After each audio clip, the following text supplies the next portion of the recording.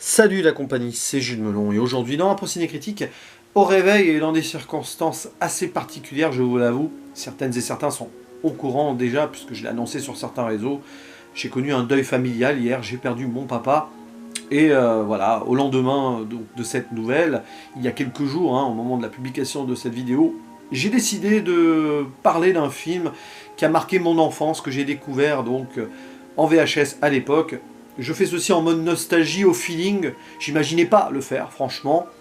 Je l'ai revu donc la veille au soir, parce que j'en avais besoin. Et faire cette petite bafouille face caméra, peut-être, me fera du bien, je ne sais pas. Je m'étais juré d'ailleurs d'en parler à un moment spécial de ce film, comme d'autres. Je pensais que ça serait peut-être plus heureux, mais voilà, il en est ainsi. Je vais donc vous causer de ce 5e long métrage d'animation adapté de la bande dessinée racontant les aventures d'Astérix le Gaulois, sorti en 1986, Astérix chez les Bretons, réalisé par un Belge du nom de Pino van Lamsverde, qui est décédé l'année dernière d'ailleurs, et scénarisé par Pierre Tchernia, avec une musique que vous entendez peut-être en fond derrière, composée par le grand Vladimir Cosma. Voilà.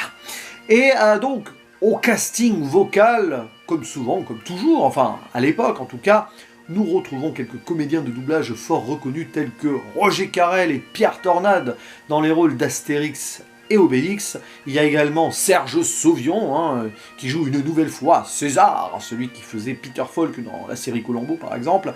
Pierre Mondy qui fait un Romain. Il y a un Britannique qui joue donc le personnage breton principal, un certain Charlie Charax. Ici, ce monsieur s'appelle Graham Bushnell et n'a rien fait depuis. J'ai cherché un peu sur Wikipédia, apparemment. Maintenant, il édite des livres scolaires pour enfants. C'est bien, c'est un prof. Enfin, pour enfants, pour adolescents et tout. Allez savoir. Citons aussi la présence de Roger Lumont, Henri Poirier, Henri Labuissière, qui joue Panoramix. C'est pas aussi la première fois qu'il le fait. Maurice Rich et aussi Pierre Mira, qui joue le cuisinier Golix, qui avait déjà joué le cuisinier dans le film précédent. Alors là, je suis entre Jean Castex et Golix au niveau de la voix. Veuillez me pardonner, oui, en faisant un peu d'humour aussi. On est là pour détendre l'atmosphère. Alors, j'aime beaucoup ce film d'animation. D'emblée, je le dis, il n'y a pas de suspense. C'est peut-être mon deuxième préféré après les 12 travaux d'Astérix. Mais pas loin derrière, vous avez Astérix et Cléopâtre, et puis les versions d'Asti aussi. Et donc, voilà un métrage qui retranscrit assez fidèlement la BD, que j'ai découvert après d'ailleurs, c'est intéressant.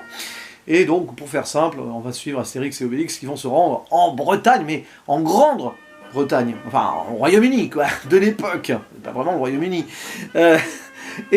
Pourquoi? Parce que y a les Bretons qui résistent aussi à l'envahisseur romain, tant bien que mal, mais en prenant des pauses lors des combats à 17h pour le thé, qui n'est pas le thé à l'époque, c'est juste de l'eau chaude avec du lait, de nuages de lait. Oui, parce que le thé va être amené dans ce film, voilà, il y a pas mal de références comme ça, plus ou moins historiques, qui sont déviées, c'est amusant, j'aime bien ce genre de clin d'œil-là. Et donc les Bretons vont résister, mais à un moment, les Romains, ils en ont marre de voir ceux-ci toujours prendre la pause au même moment, et puis la fin de semaine aussi, le week-end, donc les Romains, ils respectent plus la trêve, etc. Et qu'est-ce qu'ils vont faire? Attaquer encore plus, et là, les Bretons, ils pourront pas résister. Sauf que Charlie Charax connaît des gens en Amérique, voilà, ils ont entendu dire qu'une magique potion était possiblement utilisable, et donc, évidemment, vous avez compris, Panoramix va accepter d'aider les Bretons, et donc, Obélix, Astérix et Idéfix aussi, ça me fait marrer parce qu'Idéfix, la voix est faite aussi par Roger Carrel, en fait, enfin, la voix, l'aboiement, quoi. Ils vont y aller tous les trois, on va pas voir Panoramix, du coup, trop dans le film. Ils vont y aller ramener la potion, sauf que, voilà, celle-ci cachée dans un tonneau, les Romains, ils cherchent justement à savoir où elle est, cette potion, et celle-ci va être souvent confondue avec du vin, donc vous allez avoir pas mal de blagues sur l'enivrement, y compris chez Obélix, qui à un moment va boire et va être malheureux, parce que, oh, Astérix, tu es dur avec moi, t'es pas gentil, bouh, voilà, bon. Aventure dans des auberges, avec le sanglier sauce à la menthe, pauvre bête, et dans la tour de Londres, et puis d'autres trucs, avec un voleur, à un moment, qui s'appelle Fazdrax, plein de choses donc, et c'est passionnant, c'est une très belle aventure, et puis un match de rugby aussi. On est dans le cliché, évidemment, des Anglais dans le film. Et moi, en tant que prof d'anglais, à l'époque, je savais pas que j'allais être prof d'anglais, avec le recul, c'est toujours assez fameux et intéressant de voir un tel film.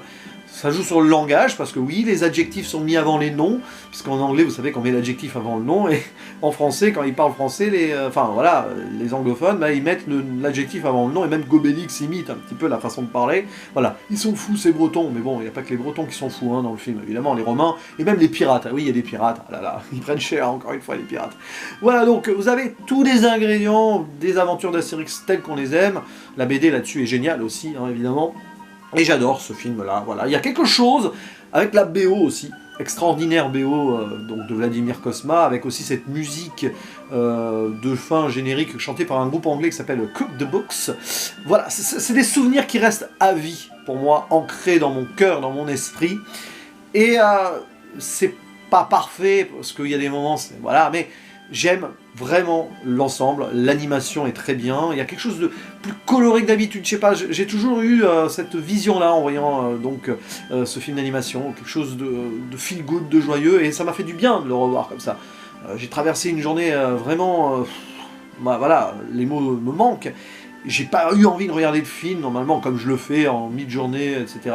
Et c'est enfin, voilà, en fin d'après-midi, début de soirée, que j'ai eu envie de me mettre ça, et ça m'a fait un bien fou, voilà, tout simplement. Ça m'a permis de pas mal dormir, ce qui est quand même extraordinaire.